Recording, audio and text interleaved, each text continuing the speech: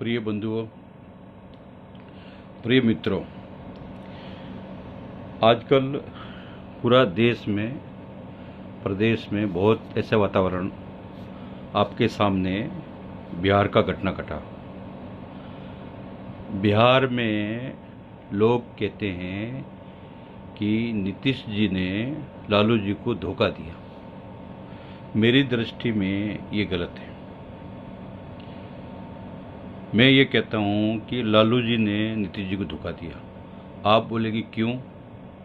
बंधुओं, ये दोनों ही चेले जयप्रकाश नारायण जी के थे और जयप्रकाश नारायण जी ने एक संकल्प किया था कि इंदिरा गांधी मुझे जान से मरवा दे, चाहे कांग्रेस मुझे मेरा सर्वनाश कर दे, जो मैं कांग्रेस मुक्त भारत बनाऊंगा।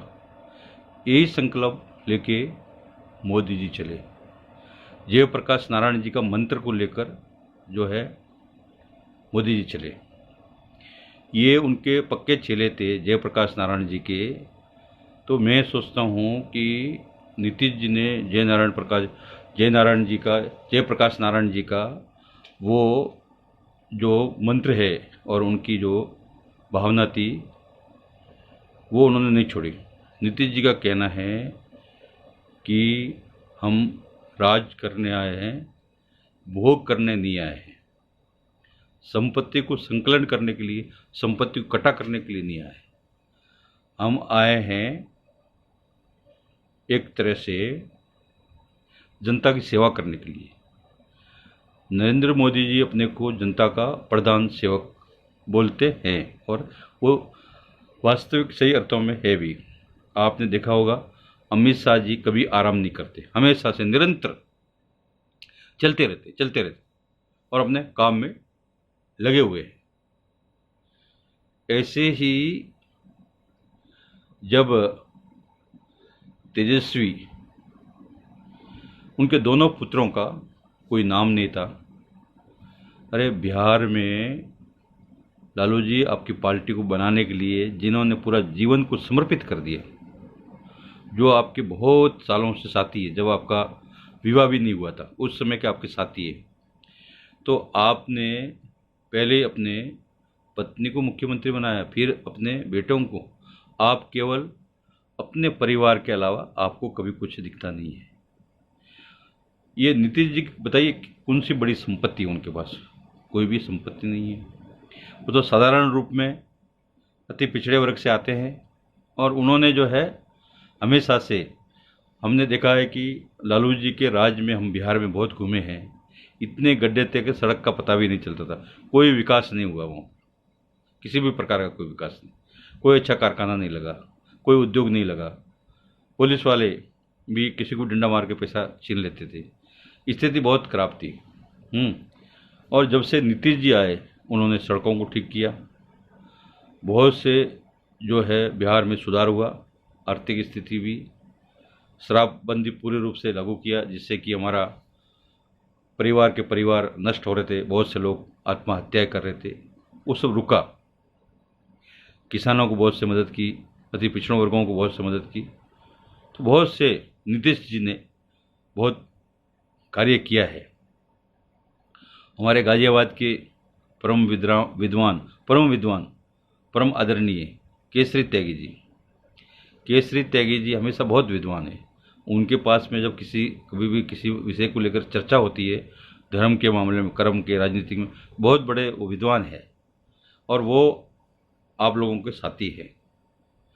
उनको भी लगा कि लालू जी ने लूट तंत्र मचा दिया है, लूट रहे हैं, तो जनता को तो जवाब देना है। ऐसी स्थिति में जब नीतीश जी ने,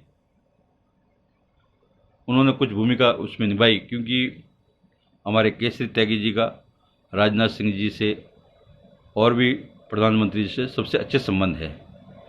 वो राजनीतिक में संबंधों को महत्व देते हैं, चाहे वो किसी भी पार्टी का हो, उसके दुख सुख में भागीदारी होती है।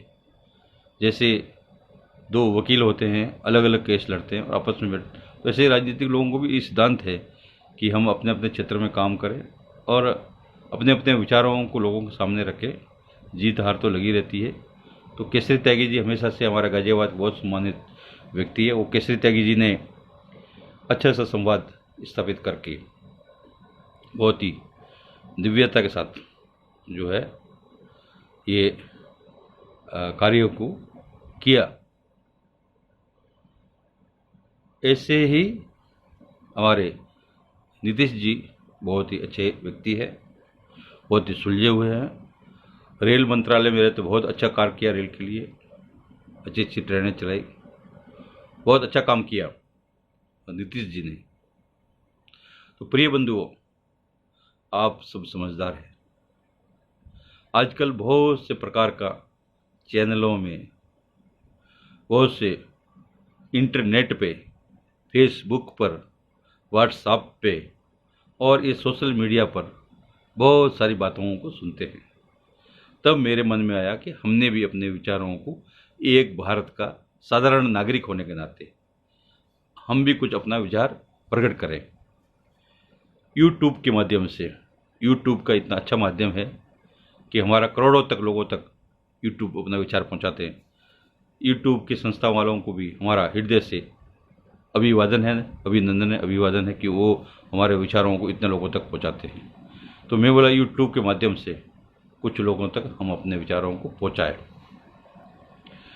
प्रिय बंधुओं, प्रिय मित्रों, जब मेरे मन में ये विचार आया तो मैं बोला कि जो व्यक्ति नैतिकता का क्या सिद्धांत है, जिन गुरु लोगों ने और जिन लोगों ने, हमारा जयप्रकाश नारायण जी ने संकल्प लिया था कि मैं कांग्रेस मुक्त भारत बनाऊंगा, ये तो सपना मोदी का है। फिर आप अपने सिद्धांतों से हटे। लालू जी कांग्रेस के गोद में जाकर बैठ गए, नीतीश जी कांग्रेस के गोद में नहीं बैठे। नीतीश जी ने अपने गुरु के सिद्धांत को छोड़ के केवल पुत्र मोह में, और मैं कहूँगा पुत्र मोह भी नहीं, पूरा परिवार मोह, और वो खरबों रुपए की संपत्ति बनाई। इन्होंने कभी भी, जो इनके इतने पुत्र या पुत्री है, कभी गरीब साधारण जहाँ से वो चल के आए थे उस परिवार में कभी शादी विवाह किया नहीं किया।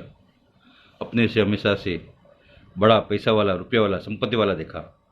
तो इनका लक्ष्य, धैर्य तो एक ही है, केवल पैसा को कमाना, पैसा कमाना, पैसा कमाना, जीवन नहीं गंवाना, खाली ऊपर दिखाने के लिए बातें, अपने आप को लोगों के सामने 100 पीस नौटंकी कार्टून के रूप में प्रस्तुत करते हैं और लोगों को शोषण करते हैं, केवल अपना भला सोचते हैं।